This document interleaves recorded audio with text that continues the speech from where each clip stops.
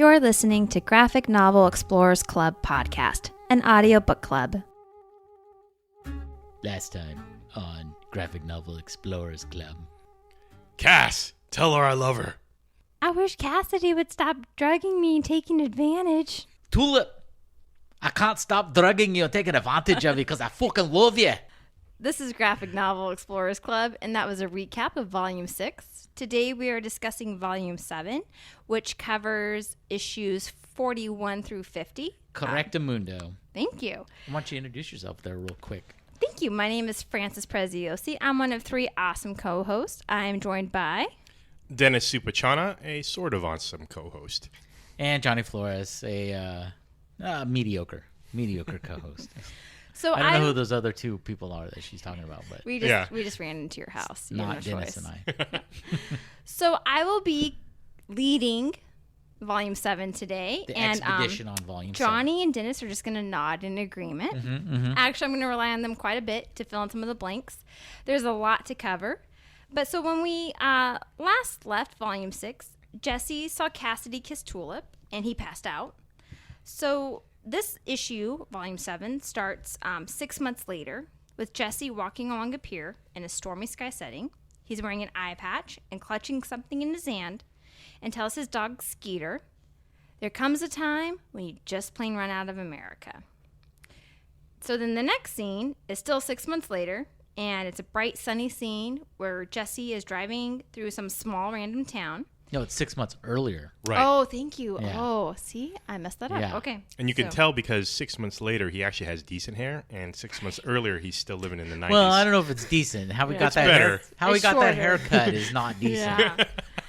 Well, he stops at some place called it's called Jody's Bar, and some rednecks there give him a hard time, and he goes to fight the rednecks, but he basically stops short of actually hurting them. Yeah, he grabs one guy and he almost slams his head into the bar and says, "A couple months ago, I would have just destroyed you, and now I'm not going to do that." I'm still confused. I don't know. What do you guys think at this point in the story? I mean, it just started. I don't think anything. Well, we have a little bit of history with Preacher. He just saw 6 months earlier, flashback, he just saw Tulip and Cassidy kiss each other. He falls on his back like a rom-com, as we mentioned before. And he's just moping around 6 months. He doesn't go up to him. He doesn't try to... Well, he talks about this. When we're skipping way ahead here, John Wayne comes to him and says, like, "What are you doing?" And he's like, "I don't know. He's like, "I don't know.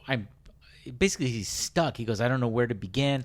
Well, I got all this stuff in my craw, and I don't know. I don't know how to sort it out." Right, but he actually tells John Wayne he's not good without Tulip. Right. Yeah, that's the other part of it too. So at this point, I'm kind of like, okay, like I was worried about this in Volume 6 when he passed out when they kissed. I was like, go save Tulip, and right now he's not saving Tulip. Yeah, like, he let 6 months pass. Only 1 month passed, and he was gone. Now he's let 6 months. So she's been with this guy. No. Now Tulip's been in Cassidy's clutches for 7 months. no, I'm going to disagree with you yeah. on the time frame here. It's a month later from when he first saw them kiss. Now he's in Jody's bar. When Volume 7 ends, it's 6 months from that time. Right. Yeah. You're right. So anyway, as he's about to leave the bar, this kind of older gentleman kind of nods to him, and that's important because he's going to come back. But anyway, so he leaves Jody's bar, Jesse, and he notices there's a group of men like kind of harassing this woman.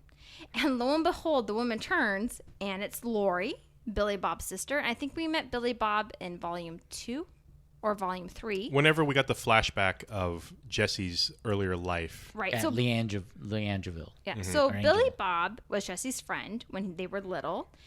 So anyway, he recognizes Lori, and he ends up kind of beating up the guys. You don't see that. Well, he recognizes her too because she only has one eye. Correct. Once again, another character with one eye.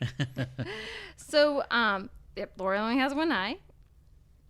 And so basically, he kind of helps her, and she's like, "Hey, why don't you come stay with me tonight, if you got nowhere to go."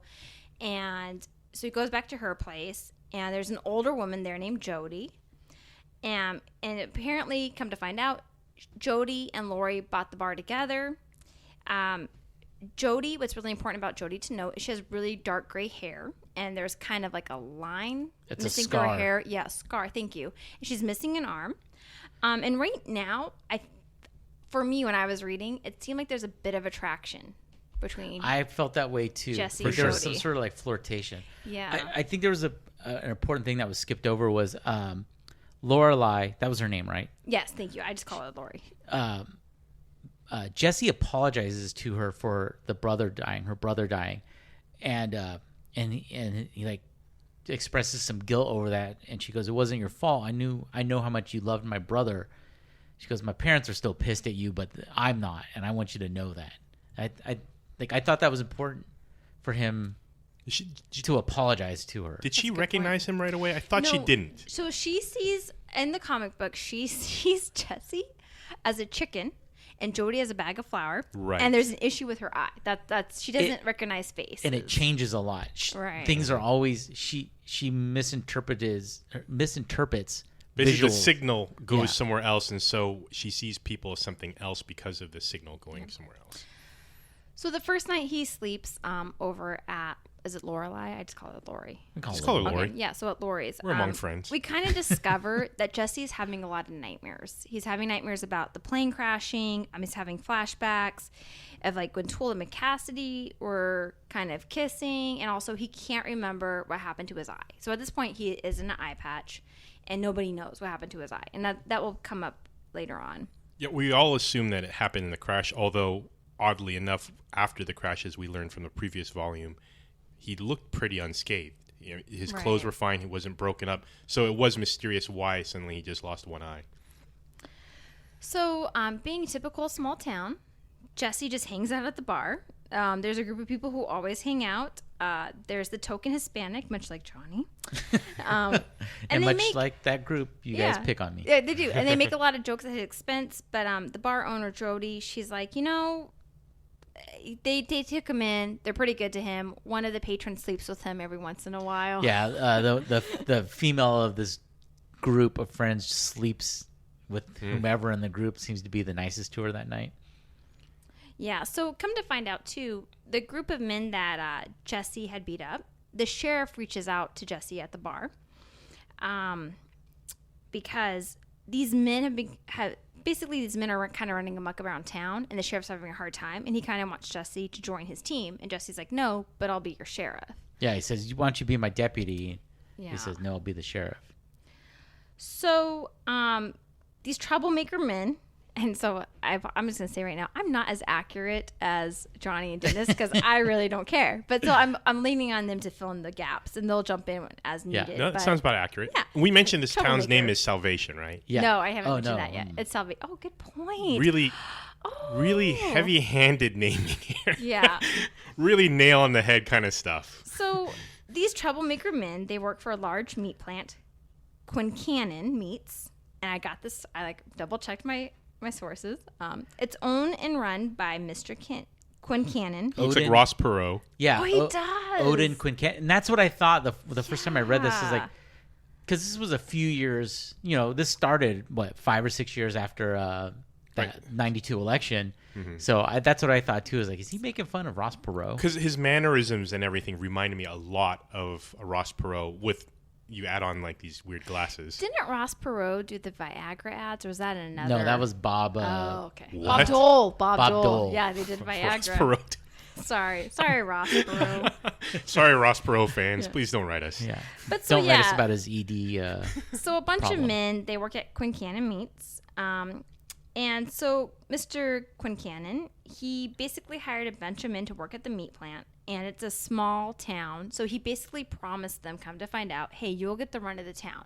You can drink, you can go whoring, you can go partying, you can do whatever you want. That's actually what so jumping ahead a little bit here is when Jesse starts to kick the shit out of these guys on a regular basis, that's what they say to him. Is like, you promised us that we were going to be able to go drinking and whoring and getting in fights and there wouldn't be any issues. And this whole problem is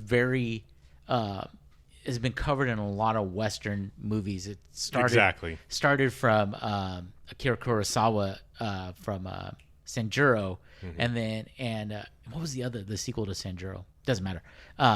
and then that was adopted into a lot of like the spaghetti westerns of where, and even there was the one Ants, I think it was Ants, wasn't it?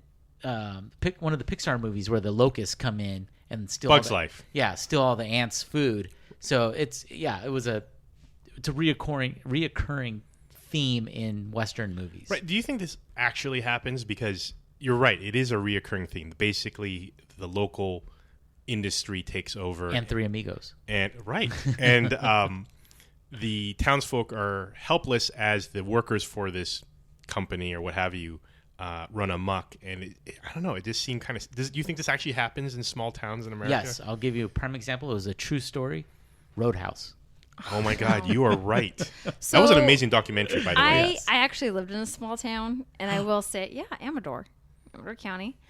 Not really. Like I do think there is police let you get away with quite a bit. Like there's been times we've been pulled over. We had alcohol in the car as teenagers. They kind of turn, they kind of turn a blind eye. Because you're all Caucasian.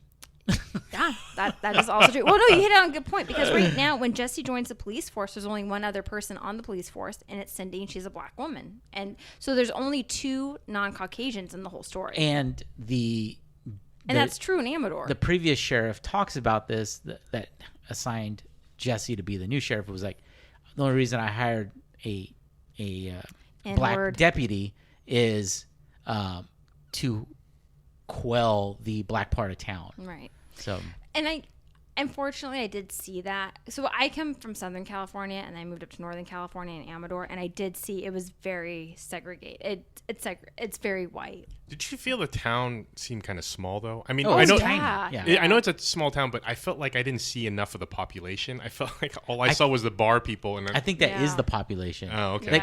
Because jumping ahead again, Jesse talks about that when he gives an ultimatum to the town, not necessarily Quincannon, but to the townspeople. Is like, if you want me to do this, I will fight for you and I will drive them out of here. But there goes all your money. And can you guys fend for yourselves without and provide for yourselves without the meatpacking company here? And they say, it's basically it costs us more to deal with the fixing. Any money we make off them is automatically gone in repairing everything. So, Johnny did bring up a good point. Oh, wait, hold on. I'm sorry. Getting back to what you were saying, like... Mansplaining. No, you asked our opinions on if we think this really happens. No, Dennis asked that. Oh, well, I don't care about I don't think stuff like this really happens in this day and age. Yeah. I think it could have happened maybe a century ago. Right. Oh, no, that's fair. Yeah, It just seemed like a very, like, Walking Tall sort of story. But yeah, you guys brought up a good point. So Quincannon kind of promised all these things. So Quincannon pays Jesse a visit and kind of explains, like, look, you're the new sheriff. That's great. But this is how things are run in town. You just kind of turn a blind eye. And I pay you off. Don't mess with Boss Hogg. Right. And, of course, Jesse responds with violence.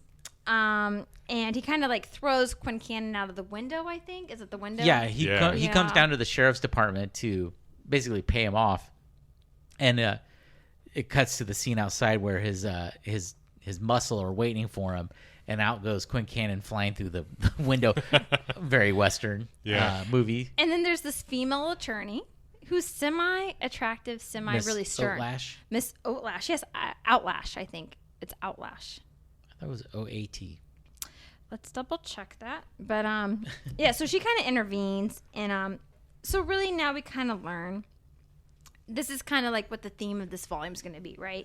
So Jesse is going to stop corruption in town. And he really wants to kind of fix this, right? Not only because I think he has Genesis in him, but this is going back to the cowboy, right? Well, I think he's using this. Yes, he wants to help these people, but he's also using it as avoiding a hard truth that he doesn't want to go deal with. Right, he doesn't want to continue his journey, essentially. Yeah. But you're right, Francis. Part of me, there was never a hint of this, but part of me almost thought he was dreaming because this was high noon for him, essentially. Mm-hmm. Oh, that's a good point. So he is basically living out a cowboy plot. So I think he's having this kind of internal struggle. Like, he really wants to fix the town, but he's not sure. So, of course, where does anyone go to fix their problems? There, he's at the bar. He's at Jody's bar. And there's something that seems very familiar about Jody to him. Mm-hmm. And him and Jody are kind of talking, and then all of a sudden, out of nowhere, Jesse says... Wait, hold on. Before we get to that. Okay. They're kind of bonding.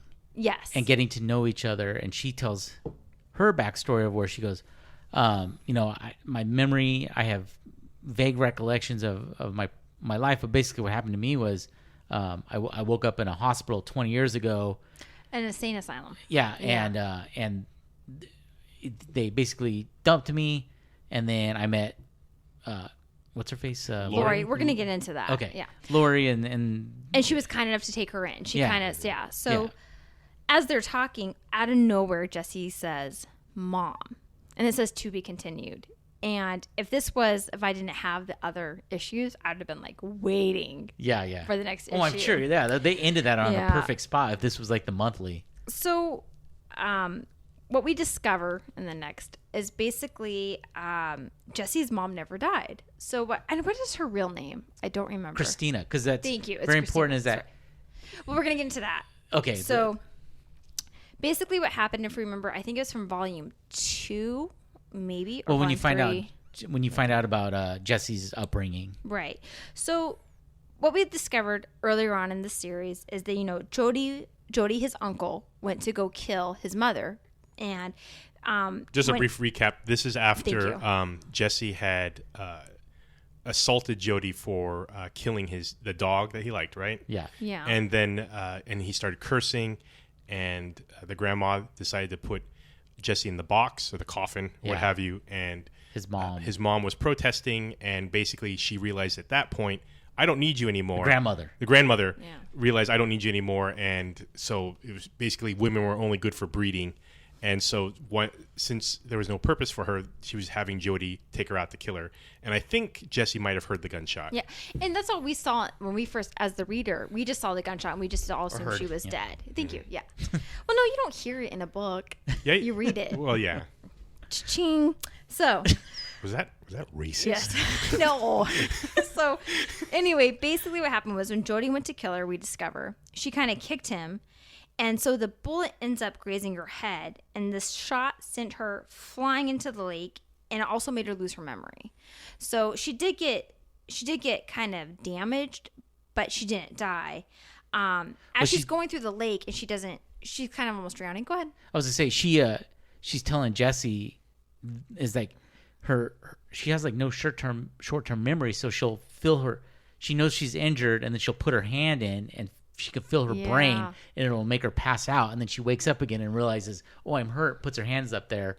And it happens all over again. Yeah. So during this time in the lake, because again, it's the South, she's attacked by an alligator, and she basically loses her arm. And as she's fighting this alligator, there's these people that are hunting. Are they hunting? Yeah, they were just in some wetlands hunting. And so they see her and they save her and they drag her out of the water. But during this time, she just keeps screaming, Jody, Jody. So they think her name is Jody. I think there's an important theme, though, here with this tying into Vietnam again, where the three hunters, one of them was a Vietnam vet, Doc. Mm-hmm. And so he helped save her. Like, he told the guy, other guys, like, hey, pinch the artery there, otherwise she's gonna bleed out. And it was pretty gruesome. Oh, yeah. It bit her down to like where there was a stump. There was no half an arm. It was just torn out of the socket. And also at the same time bleeding from the head. Yeah. And how she got one up on Jody was he did the classic thing where the bad guy's talking too much and she kicks him in the nuts, and that's when he was he was gonna kill her and grazed her head pretty deeply. So at this point, when they find her, she gets admitted to a psych ward, and she basically has to relearn everything: how to talk, how to write, how to eat, and she's labeled as Jody because that's the name she's screaming. So when she finally gets released from the mental hospital, which is like years and years later, she's in there for a long time. I think it was like 10 years. Small little pieces of her memory start coming back, and you literally see like the nurse like at the bus terminal, like, okay, you're on your own. And she's at the bus terminal, And she sees this woman with one eye. Come to find out it's Lori. And she thinks to herself, I think I knew a little boy that only had one eye. Like, I think I know something about this. Mm-hmm. And Lori kind of reached out to her and kind of talked to her and helped her. And so she goes to go live with Lori. And as she does that, there's more memories that are coming back, come to find out, but they're kind of painful. She almost doesn't want to remember. She'll crush him down. Yeah. She talks about how she would get on a bus and start heading, further into Texas where Angelville was. And then, like, her brain would shut down and she would get off and go back home. Oh, that's right. That's a good point. So it wasn't until this very moment now where we're in the story where Jessie calls her mom that all of her memories come flooding back. And she remembered the coffin part where they were going to lock him up in the coffin. And she swore, like, at this point, she's telling Jessie, like, I really tried to save you. I'm so sorry. And Jessie tells her, like, it's okay. I killed them. And she's like, are you sure you killed them? He's like, no, I killed them. I choked the life out of Jody. Right. His eyes bugged out. And I saw the grandmother burn. Like, I think here too, so we're going back to the overall theme. I think it's important to talk about God's plan. So had he not made Billy Bob and Lori kind of deformed, it never would have reignited Jody's memory. So she wouldn't have approached her and may have never seen Jessie again. And I think too, when Jessie was little and there was the family around him, she couldn't help him. She couldn't save him. That family was too strong. So I'm reading way too much into this, but again, overall God's picture, because you think, like, why would God make someone deformed, if you would, or like be special needs, right? Like, why did they do this? Well, God has a reason for that. And I'm not saying this in this novel it's particularly why, but it did help. Like, if Lori looked like any other girl, it wouldn't have ignited her memory. But that brings up a good question, because how far is God planning? I mean, how many chess moves does this guy have? God has planned eternity. Well, also, why would he plan? I think the chink in your armor is that he would know that Genesis was would have not escaped. Planned. Right. Genesis was unplanned and was against the law of God. Or did he plan know that yet? Or did he plan it? I don't know yet. Yeah. I still need to read 8 and 9. Yeah. But yeah, that's a good question. Now, did you guys notice? Well, so after she tells Jessie her history and everything, she dresses differently. She starts to dress more feminine. Did you guys catch that she dressed like Jody? Oh no, her face looked like Jody. Yeah, I thought with her hair slicked back, and she wore like a dungaree shirt with the sleeve torn off. And that's a really good observation. She basically, I think, the remnants of what she knew of Jody made an impression on her so deeply that she's subconsciously dressed like him. Exactly. And at some point too, you'll have to fill in the blank here, but at some point, they're him and his mom are really talking about what kind of happened, and she's like, "Hey, you learned to fight because of Jody. Like, you need to give credit where credit's due." Like, and he's like, "Yeah, he beat the crap out of me, but that's how I know how to fight." Yeah, and he said that Jody, taught me how to fix cars and shoot and hunt and ride horses. I didn't notice that though. That's a good observation. That's kind of like the Johnny Cash song, "The Boy Named Sue." Boy Named Sue. So it's like, well, I'm purposely basically making your life hard so that you'll be able to survive hard life. But okay, thanks. It's a prime example of nature versus nurture. Right. There you go. I should say now too, I don't know if the other books, I don't remember them being like this. It's a lot of back and forth. It's like cut to one scene, cut to another. Maybe that's to get people to buy the comics to stay informed. But so after we kind of learned the backstory of Jody and Jessie, and really Christine, because that's really her name. Yeah. And this is interesting too, because Jessie even asks her, like, "Hey, are you going to change the name of your bar?" And she's like, "No, people know me as Jody. I'm not going to change it now." So on some level, she still identifies with that. Mm-hmm. That's like my mom. My mom hates my dad, and for some reason always kept his last name. My mom did that too. That's not uncommon. I always thought it was weird that, some people could say, well, it's so much hassle, but how much hassle is it compared to having the person you hate's name? I know. Always, you're always having to sign it. They're always going to have to call you Mr. Smith, and I no longer married to Smith. Yeah, that kind of thing. So it's always surprising to me, but it's very common. Yeah. So anyway, after this big revelation, it cuts to Quincannon and the lawyer. she did some research and she kind of found out that Jesse Custer is considered dead and no one is looking for him. He's already dead. So basically this gives Quincannon some leeway into like he can basically hurt him however he wants. No one's going to know. And as a side story, the older gentleman from the bar that we first saw kind of starts a relationship with Jody, the bar owner. And Jesse's not sure how he feels. No, about that. they're not. I don't think they're starting a relationship. It's more flirtation, like heavy. That's how relationships start. But they don't. It never comes to fruition. They just like flirt. No, they go to dinner, don't they? Oh Yeah, no, she gets dressed up for Jesse. Yeah, that's right. Okay, and but skipping ahead here a little bit, he confides to Jesse that he was a Nazi from Germany and was here in America. Did he look old? His drawing didn't seem like he was that old. He seemed like he was old to me. He looked old to me. Yeah. He had the gray hair. Well, so did Jody, but she's men not that age old. better as they get older. That's true. We do. I'm not racist. That's a true statement. That's like ageism. men can have Sexism. yeah, thank you. So men can have salt and pepper hair. If a woman does, like he's hot, right? Like, oh, look at him. If a woman does it, oh, she's old. She let herself go. That's your opinion. Yeah. And societies. No, you're right. Yeah. So based with this new, or armed with this new information, Quincannon basically tries. This is where it gets really like the Western shoot 'em up. Quincannon tries to kill Jesse. He like adds an explosive to his car, and ends up not working. Quincannon vows vengeance. We learn at this time that his lawyer is a Nazi sympathizer.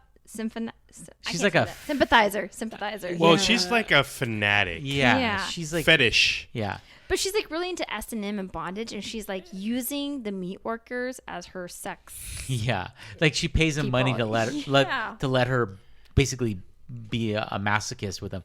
There's an important thing that we have forgotten to include is whenever we cut to Quincannon at the meat plant, he goes. There's 2 guards posted up at this room, a very particular storage room. Yeah, and no one's allowed to go in there, and all you hear is like, grab the veins, milk the shaft, say my name. Yeah, just like weird shit going on. And he's always covered in blood when he comes out. When he comes out, he's just in like a white tank top, his underwear, his dress shoes, and black socks, and he's just like blood is splashed all over him.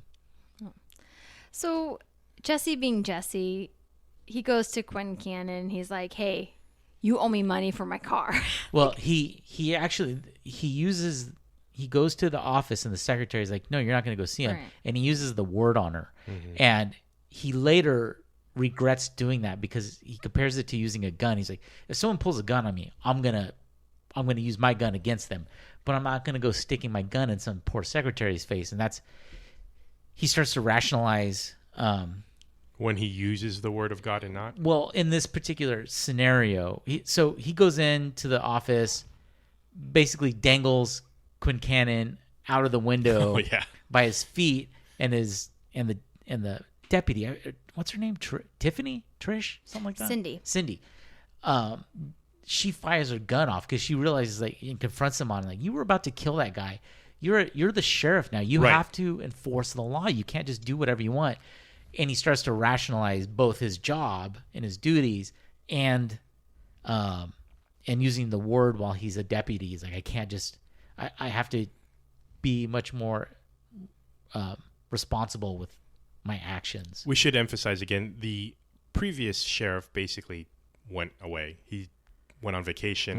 He checked out. Yeah, he checked out, and then Quincannon hired someone to kill him. Mm-hmm. So he gets pulled over by like another quote-unquote cop, but I don't think it was a real cop. Yeah, like a statey pulls him over, and then the guy verifies his ID and then shoots him in the face. Mm-hmm. And then Jesse's walking around town in his preacher outfit with a badge. Well, because when you have the power of God, you don't need anything else. Yeah, so at this point, it's kind of coming like full throttle, right? Like Jesse and Quincannon. So Jesse, what Johnny kind of hit on is Jesse kind of goes to the towns like, hey, look, these meat workers are causing some problems, but they bring you a lot of money. They establish visiting your restaurants, buying supplies, and the people who live there are like, yeah, but it's not really worth it. They cause too much damage. So he kind of gets the town's consensus, and the older gentleman, the German, steps in because no one seems to be like, I don't know if we want to make a decision, and he steps in and says, no, listen, we cannot have this going on in our town. We have someone here. Finally, we're used to the bureaucracy and people being paid off to allow this to happen, and we finally have someone here that's going to stop this. And we need to basically the old Western movie. We support your local sheriff. It's that kind of thing. So it's very much in line with the argument of should you have a pro basketball team in your town? Does the money they bring in justify the cost? Yeah, like $300 million arena. Exactly. Yeah. So during this time too, as Jesse's kind of confronting the town, like, hey, what do you want? Which I thought, for Jesse, like, props to him. Like, he's getting the town consensus, right? He's trying to do the right thing. He's not just going out on his own. He talks about that too. Yeah, he talks about, like, I'm used to just doing things my own way. So he's got some growth going, so that's good. But during this time, Quincannon also gets a bunch of clan members together to try to get rid of Jesse. Right. But Jesse, my notes say he ends up upriding them. That's not true. Like, overthrowing them, maybe. Yeah. Well, so what they do is they send him a fax saying the old oak tree or whatever. That's it. Yeah. And it's a tree that was every southern town has. Yeah, that was a big giant tree that they used to lynch black people from, and the legend goes that while they were hanging some black people, lightning hit the tree and lit it on fire, and the people being lynched, and that was proof that God hated, I won't say the word, but black people. Yeah. So sorry, what Johnny's saying right now is the N word is used a lot at this point, and we're not going to say that because we don't believe in that word, but it is referenced a lot, and it's a small Texas town. And another thing that's going on is, at the same time, Jesse has been, over these couple of months, Jesse's been arresting more and more of the meatpacking plant workers and kicking the shit out of them while he arrests them. And they're starting to get fed up, and that's when they confront Odin, and they're like, hey, listen, you promised us ass and punching and getting drunk, and we're the ones getting the shit kicked out of us. And they start to leave. There's more and more of the employees leaving because it's not worth the punishment. That's a good point. And he freaks out because he's afraid there's no guards for his special room. Yeah. Because he was just like, wait, are there security on this? Right. Yeah. And then at this time, too, Cindy and Jesse's relationship is kind of blossoming a little bit, right? Yeah, it's getting more and more flirtatious. But getting back to the Klan, so Odin calls in the Klan, the Ku Klux Klan, and not the Bad News Bears Klan, or Clan of the Cave Bears. Yeah, or Clan of the Cave Bears. So they basically sent him a fax saying, buy the old oak tree or whatever, midnight. And with some of the money that was given to the sheriff's department by Odin for blowing up the old truck, he buys a brand new tricked out 4-wheel drive truck, and he buys this sniper rifle thing for Cindy. Cindy. Yeah, she was one of the ones. So she laser dot and everything. Yeah, so she's camped out, and Jesse goes down in to confront the Klan, and she shoots one of their hats off, and Jesse uses the word to make them all remove their hats. And I love where he's like, why is it that the pride of the white race is always the worst looking people? And it's a guy with no chin. Yeah, he's like, where the fuck's your chin? They're like older. They're just. I just love these. Where the fuck is and your Quinn chin? And Quincannon one of them too. Yeah, he's dressed up in the garb. Yeah, but they do have like this one like muscular right. guy. Yeah, he's He-Man looking dude. Just a giant. Beats the crap out of him. Yeah, he doesn't even beat the crap out of him. Grabs him by the balls. He crushes his nuts. In fact, I got out of a fight that way one time in the same manner. Really? Crushed a dude's nuts who was like 3 times the size. Well, everyone's three times the size of me, but yeah. I think my child. Did you make them bleed bleed the way Jesse made? No, I didn't. But I crushed that dude's nuts until security got. Okay, sorry. Like really off topic. Is that really like a thing? Fuck yeah, that would hurt. Men? Yeah. I don't know. Oh my god. That would drop you instantly. That's the thing that they always. It's so fake in movies when there's like a fight or whatever. Like a guy's attacking a girl, and she kicks him in the nuts, and he doesn't feel anything. And like not like he'll fall, but then like 10 seconds later he gets up and goes after her, no. You get kicked in the nuts like that, you're done for at least 15 minutes. You're not getting up. And to go sideways on that, I never get the really tough guy who somehow is immune to it, because no amount of muscle training or martial arts is going to somehow toughen up your sack like your sack muscles to protect your nuts. Unless he's wearing a cup, right, going into the fight. Yeah. Even then. Yeah. So basically Jesse stops the clan, and all of a sudden, John Wayne comes back to Jesse, which we kind of hit on, and he kind of asks Jesse, like, "Hey, what are you doing?" He reminds him he's strayed from his mission. He's supposed to be going after God, right? And John Wayne is like, "What are you doing? You're just wasting time." And that's when Jesse's like, "I'm not my best without her. And I can't go after people who are not my best."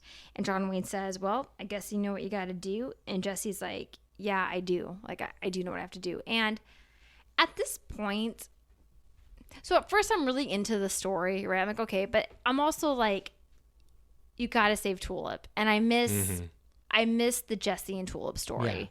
Yeah. And I'm wondering, like, what's going on with Tulip? What's going on with Cassidy? What did you guys think at this point? Well, one, I'm really curious about John Wayne. At one point I thought maybe it was God trying to manipulate Jesse and speaking through his hero, but clearly it's not. Part of me thinks maybe it's his dad. Is it, or is it just his subconscious? I don't know. I think it's his subconscious manifesting itself, right? Because he was someone who had to like repress a lot of things growing up, and that's the voice of reason for him. That's how it manifested in the absence of his dad. No, was his dad around when he first manifested? I forget. Okay. So yeah. Because he was saying how, it's not important, but right. I think John Wayne appeared before his dad had passed away. Yeah. But to go back to your question, I'm definitely missing the dynamic of Tulip and Cassidy, and I'm wondering what's happening to them during this whole debacle. So yeah. So after the Ku Klux Klan is chased off, and a lot of the workers are gone, there's almost a month of calm and peace inside the town. And the old German and Jesse are sitting out at Jody's bar talking about, like, well, why aren't you leaving yet? Or you don't think this is done, do you? And Jesse goes, no, it's not done. That's why I'm sticking around. Because someone like that, the embarrassment we've caused him, that's eating away in his stomach. Like, he's not done with us. And so that's why I'm still here. He's almost kind of justifying it too, right? Like, but I mean, he's right. So during this time, Quincannon is devising a plan. He wants Jesse to come after him, and the way to do that is through Cindy. Was she deputy? Deputy, yeah. Deputy. So what he does, so originally he hired somebody to rig Jesse's truck, so it exploded and didn't work out. So he hires this new explosive guy, and they rig the whole town with explosives. Was he the Navy SEAL guy? Yeah, that's right. Yeah, he's a Navy SEAL. So then at the same time that's going on, the two of the guys that Jesse has kicked the shit out of a lot. The two main henchmen, right? Yeah, are acting like their trucks or their vehicles broken down. So Cindy stops and they pull a gun on her and kidnap her. And then Quincannon and Jesse have a confrontation. Is it out on the bridge? No.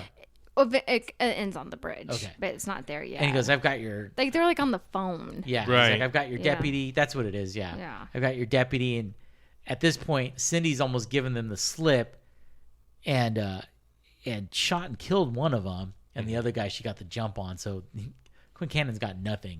Well, he does know that Jesse has the word of God. So he basically says, look, if I even see your eyes turn red, I'm going to click this button. Yeah. So they meet on a bridge out of town, and Quincannon's got a detonator in his hand. And, very diehard. Yeah, and typical bad guy, he's talking way too much. And then he surprisingly gets hit by lightning, and it doesn't kill him, but it fucks him up pretty bad. And he fires his gun just to think, he's messed up. He probably can't aim. Completely misses Jesse and hits the Hispanic guy in the Hector group. Yeah. And doesn't the recoil also from the gun causes his wrist to snap? Oh, I didn't catch that. Yeah. But shoots Hector in the shoulder, doesn't kill him. and the chick who bangs everyone. I thought it killed Hector. No, shot him through the chest. He was okay because he ends up with like a bandage and everything. Oh, that's okay.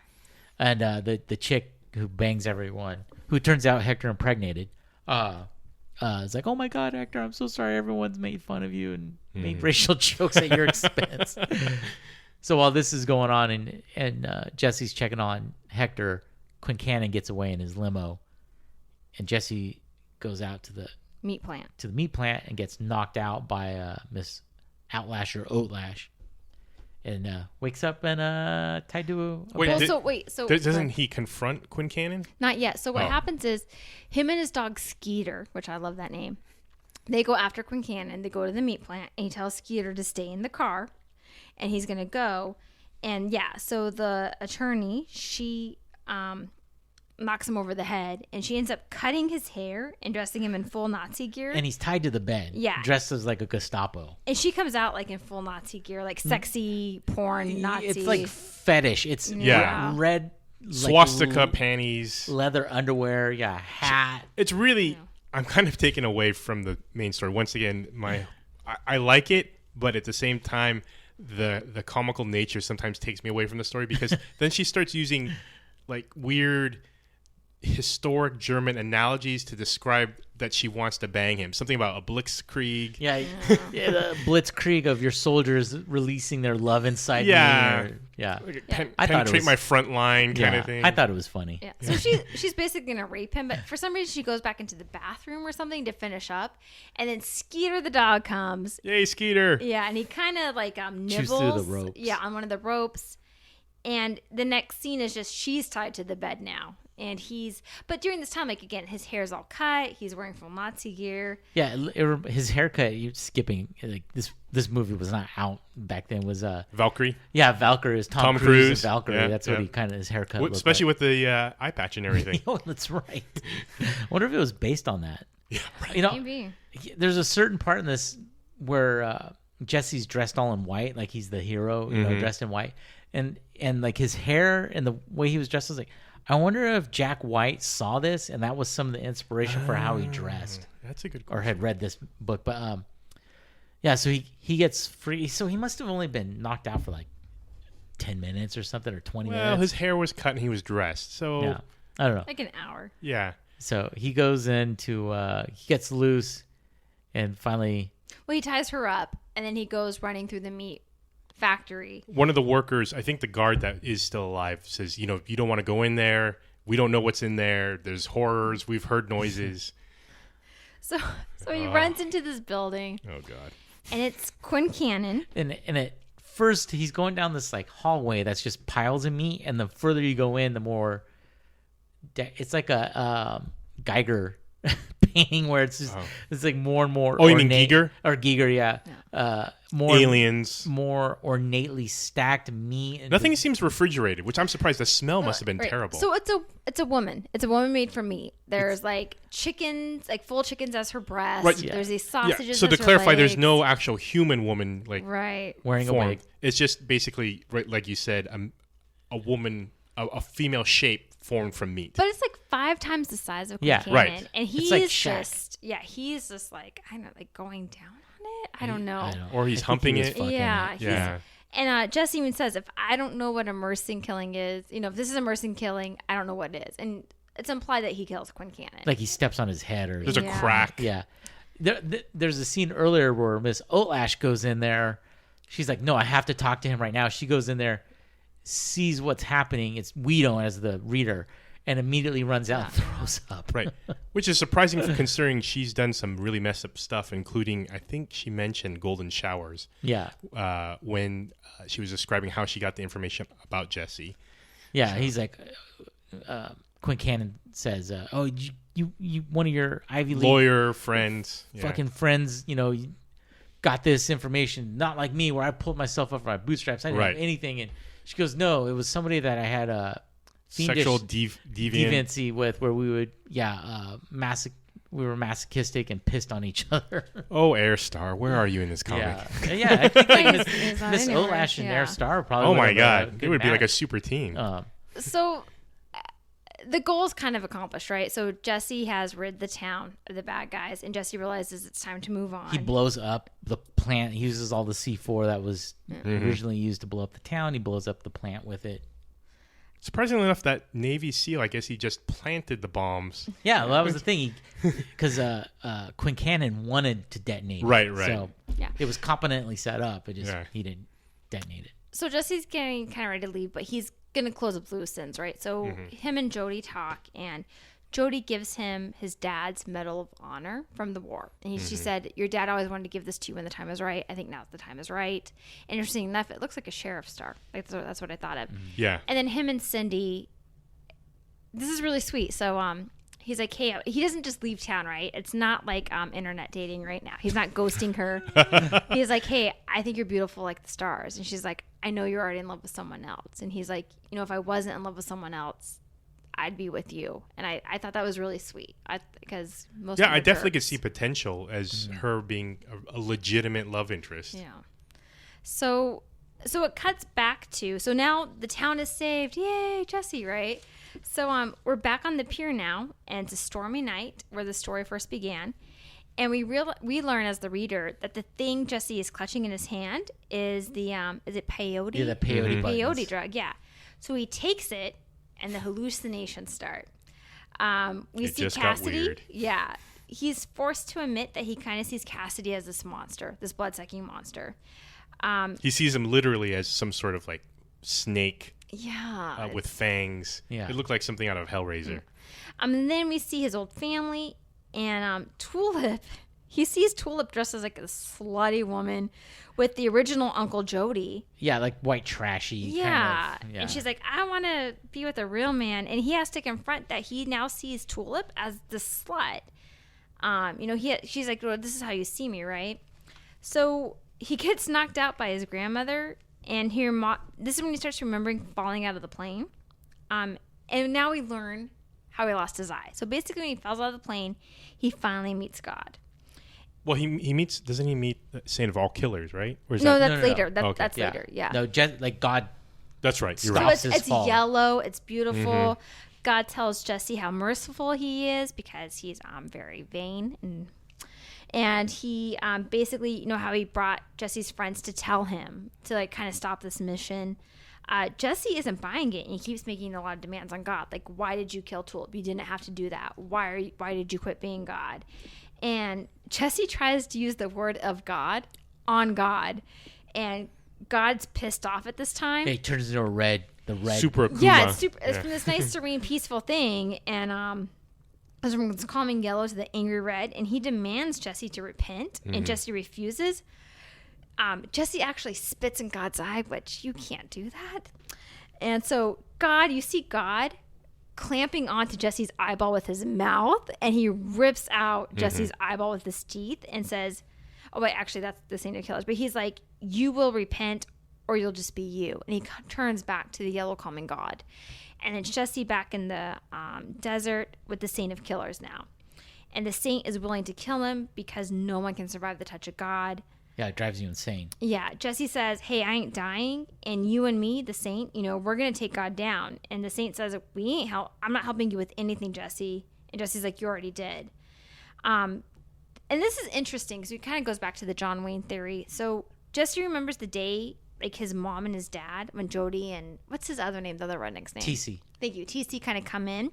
But he's remembering it different. He's seeing an alternative universe kind of. The dad ends up killing Jody and TC. But the grandmother is still very vengeful, and she goes after them, and she turns into like this snake type figure also. And then John Wayne's like this huge giant, and he literally squashes the grandmother to death, and they're kind of like a happy family. And so then Jesse wakes up from this hallucination finally, and he vows, I'm going to find God. So I think now Jesse's back on his mission. He took kind of a reprieve. He's going to find God, and he had to confront this woman that I love. I view her as a whore, and she really isn't. Well, I don't think he views her as a whore, but she's like tainted. Like that's how he sees. I don't know. He viewed her as a whore. Pretty slutty, in his vision. I think. I mean, that's pretty extreme. That's I think the extreme version of her, and the guilt he feels for seeing her as that. But I don't think he deep down believes that I think he just sees her as like tainted now because of Cassidy's ugliness, and she chose that over him. Yeah. But the other part of it is like, well, I wish at this point in the book, like somehow it had been addressed that like he would say to himself like, well, she thinks I'm dead.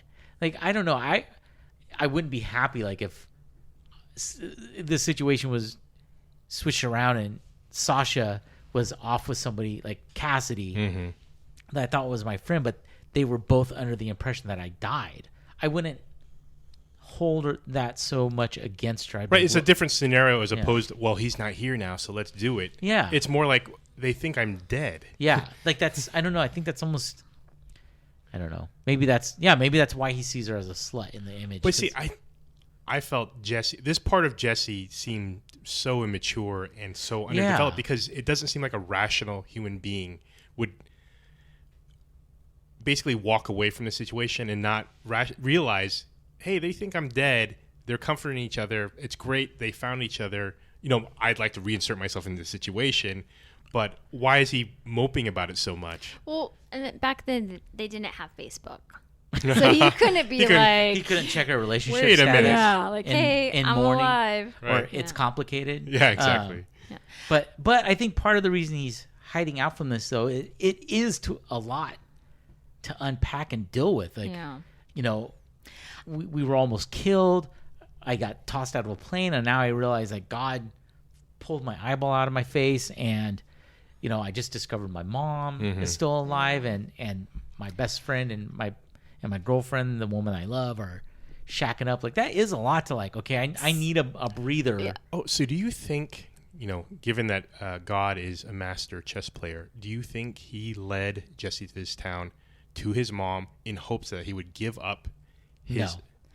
So I don't think he did it in the hopes to give up to his search. Yeah. But I do think that God did have a plan for Jesse and his mom to reunite. And again, that's when I go back to Lorelai or Lori, like having the one eyeball. Like that was part of his grand plan. But I think God isn't in control now because he left the throne of heaven. I don't think he has any... He can influence. He can come in and say, hey... Right, but like we don't... with the grandma, like if you do this, you know, there will be a reward for you. But do we know when God left heaven? Because this plan could have been in play 30 years ago. He left whenever Genesis was born. So yeah, so this plan was in place for a while, I feel like. I do want to say too, there's two things that really bother me with this. Well, one I like, but one bothers me. I don't like that Cassidy is getting redemption right now, like in the eyes of Jesse. Cassidy is not a good person right now. I don't think he sees him as a redemptive character. I think he's starting to see that. But he's not seeing the full bad Cassidy that we saw. Right. Yeah, no, but like I think it's dawning on him that Cassidy is a lecherous, you know, a person that takes advantage of people and situations. The information that he heard before, and now seeing that he's kissing Tulip, maybe he's thinking he's taking advantage of the situation, but he doesn't fully have all the information in terms of him drugging Tulip and all that, which I imagine there's going to be a big confrontation in regards to that. Or he definitely doesn't know yet about Cassidy confessing his love when they were all still friends. Right. But I think he's aware of things. Like he knows that Cassidy played a part in the voodoo priest's previous relationship ending horribly, and her dying, the current girlfriend having been shot in there, and just the shit he's gotten them into because of his lack of concern for anybody but himself. Yeah, I wouldn't say stupidity. Definitely lack of concern, or even, just basically prioritizing himself above utter others. Selfishness. So something else I loved about the scene was God being yellow than red, because this is very true of the Old Testament versus the New Testament. The Old Testament tends to be like the wrath of God, right? Like you will obey God, but then the New Testament is kind of more the softer side of God. Like he sacrificed his only son Jesus to save us, and Jesus has a lot of love for us and forgives a lot of sins. So I think that's the important thing to remember from a religious standpoint, is that, God is merciful. God is forgiving, but you still have to have a level of respect.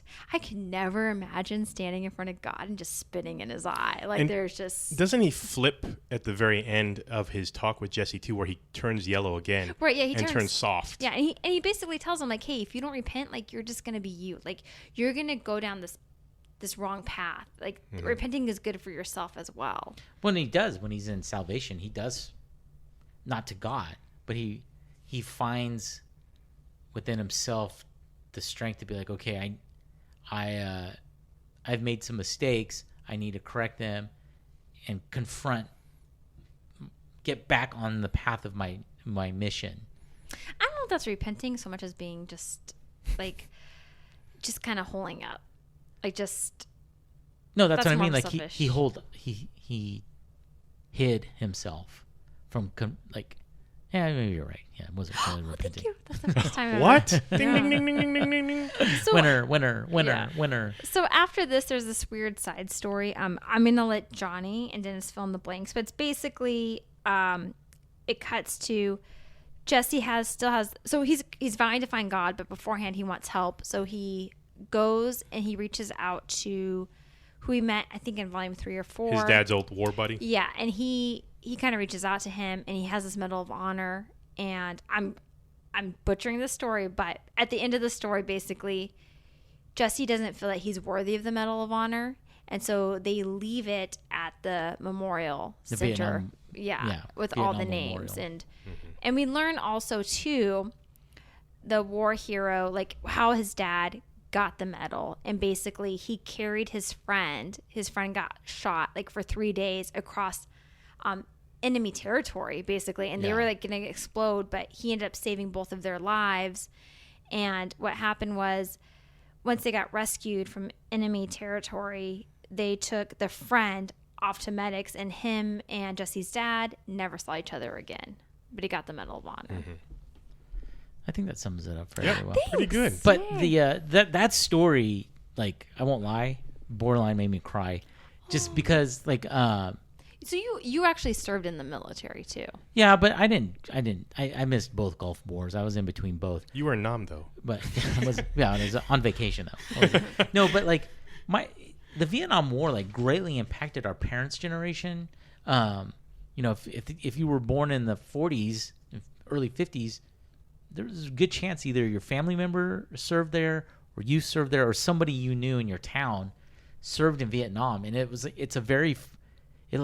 it fractured our country in a lot of ways, and just, I don't know, them telling that story, like my dad still, he didn't serve in it, but like his brother went, his brother lived, but like it made a really big impact on them, and it affected their family. My uncle, came back, probably had a lot of issues for a lot of years because of it.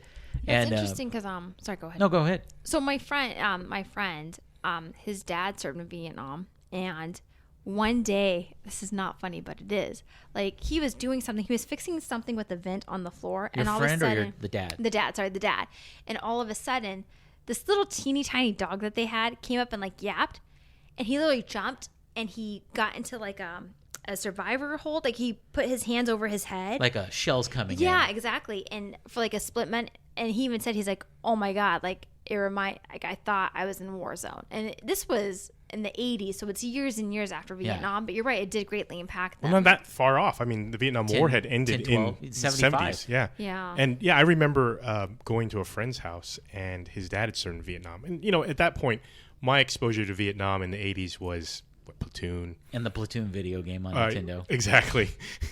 And then like a CBS show, China Beach, that kind of stuff. Yeah. And then we were flipping through some photo book, and we found a picture of his dad standing over a dead VC like a person would stand over a buck. A buck. Like a 12-point buck. And my friend and we were both Asian, and we freaked out. Right. Well, I was working in an ER in San Diego, and this poor, I felt so fucking bad for him, and his wife like kept apologizing to me over and over. I'm Hispanic, but I pass for Asian a lot of the time. Like a lot of people. Since when? can't tell. Like they I thought I befriended him because I thought he was Asian. Yeah. Then I found I was Mexican. I was like, fuck, well, it's too late. Yeah, I mean, in the letter N, the number 2 deep. And this poor guy came into the ER because he was having a flashback, a horrible, like he was freaking the fuck out. And I went over there to get his information because I was the clerk in this ER, and he was like, "What are you? What are you?" And like he was flipping out. I was like, "I'm not. I don't. What do you mean? What am I?" And his wife goes, "I am so sorry," because she showed up right when I started talking to her or him. She goes, "I am so sorry. He wants to know if you're Asian or not." And I was like, "No, I'm not. It's fine." He's like, "Okay, I'm sorry. I'm really sorry." And like he was completely freaked out. And she when I went to walk away, she was like, "I am so sorry. Like that's not how he normally is. He just gets something triggered him today, and he's so flipped out." And I was like, it's not his fault. I understand he was in war. I'm sure there's people over there that fucking flip out when they see a Caucasian. Like it's no right. Like it's like it's not. I understand why it's. I don't blame him. I blame the situation. Like it's not his fault. It's very evolved of you. Yeah, I try to be. Yeah. So I don't know that whole story and like them being at the wall and they're talking about the sacrifices that were made and the people that didn't come back. That's what made me almost cry. So the friend did say too. He's like, I talked to you guys. You never responded, and you see like the past and that it was a good story, even though it didn't really have anything to do. Overall, so at first, I really liked this book, and then I really didn't. I'm like, because I started getting like, okay, I don't care. This meat thing's happening way too much. You need to save Tulip. I was surprised and shocked. Surprised. I was surprised and shocked that Jesse's mom was still alive. Like, I didn't see that one coming, and I was glad for it. But in the back of my head, I'm like, go get Tulip. Like, what are you doing? And I kind of... Again, like I was almost like, okay, towards the end, I'm like, I don't care. Like this doesn't really have anything to do. I mean, he's finally took the peyote, so it was interesting to see all that. But I was like, I want to get back to the. There's not even a hint or a flashback. You know how sometimes it'll be meanwhile. Yeah. Right. Back on the ranch. There's nothing. So you have zero clue. And if you're reading this as a month to month, I mean, this is half a year of the story, if not longer. Right. Devoted to salvation. Yeah, with no knowledge of what's going on. The most you see of them is during his peyote flashbacks or anything like that. So, what'd you think of the book other than? There's a lot of racism in this, but I think that's true for the South. I hate to say it, or it used to be. It used to be really true for the South. I don't know if you listen to Shit Town or S Town. Yeah, that's there's some N words getting dropped in there. Overall, I did really like it though. I like the character development. The Nazi stuff, it was not necessary. With the German boyfriend or the guy, the attorney, I was like, it doesn't really add anything to the story for me. Oh, that's right. She was into German stuff, like Air Star. You're right. They would make a perfect couple. I liked. It's not necessary, but I thought that all that extra stuff was just, it added to the ridiculousness of it, and I don't think it's like Odysseus. I mean, he got away from a cyclops riding on the bottom of a sheep. The main story is him trying to get back to his wife, and it took him 10 years to do it. And same thing where it's like these side things wind up pulling the protagonist off of their mission, and they get sidelined dealing with these other stories before they can get back onto the main path to the resolution. So there's a lot of side stories overall. Well, and then what's interesting is we've experienced one shots, but this one had no one shots. This was strictly from the main story arcs, and it was kind of a side story in its own. But I liked it. I thought it was interesting. It wouldn't be Preacher without some weird sex stuff. Yeah. This might be the weirdest sex stuff of all. Yeah, that meat woman was. Woo! I think that turkey butt had lipstick on it too. Yeah, it did. It did. Yeah. Anyway, a shade of red that you like to wear, I believe. No. Now, do you guys think, before we close out, do you think there's anything to the one eye thing? Because I'll tell you this: I looked up. I did some Bible research, everyone. Whoa. And in Matthew 6:22, there's a line that says, "The light of the body is the eye. If therefore thine eye be single, thy whole body shall be full of light. Now the interpretation is single, you could say one eye, or it means like a third eye being introspective. But taken literally, I mean, Jesse technically has one eye. So I don't know if he's full of light? Yeah. But meaning there's truth? Right. But there's also further stuff about the eyes and full of light, but you can also be full of darkness, and you have to watch out for that light. And there's other Bible quotes regarding eyes, and I think you quoted one before. If your right eye is full of sin, pluck it out or rip it out. There is something like that, yeah. You bring up a good analogy. That's props to you. If nothing else, preacher makes you read the Bible, so I'm all for it. I did, and I didn't use GD. See, I don't think God literally quit. I think it's part of God's plan, and I think that's why he's telling Jesse. He's juking. He's like, well, yeah. See, I disagree. I think he cut out and ran. Genesis was not part of any plan. It was unexpected, and someone whose word is the truth is now being contradicted. But the weird thing is, Genesis he's escaped. Contradicting himself. Genesis escaped, but basically no one knew about Genesis. I mean, the angels were fine with keeping it secret, so I don't understand why he did cut out. So I kind of lean towards Francis's theory because no one else knew. So why would he be scared? What makes him so scared that it's going to happen more often, that the angels might find out he's not that powerful? I don't know. They seem complicit to lock up Genesis, and for some reason he was cutting and running. Yeah, I do think God does have a plan for Jesse, and maybe that eye, like it is the literal translation of he does have light within him, and it's his choice now, right? Because he even said you can repent or you can just be you. I think Jesse's at a crossroads right now where he can be godlike, or he could just be like the Saint of Killers, like a vengeful person. So maybe this is like the Santa Claus, where God needs a replacement, and so he's testing Jesse out. That could be it too. I didn't even think about that. Like he's looking for a replacement. He wants to go on vacation, so it's like, hey, vacation all we ever wanted. God's a big Go-Go's fan. Yeah. Big.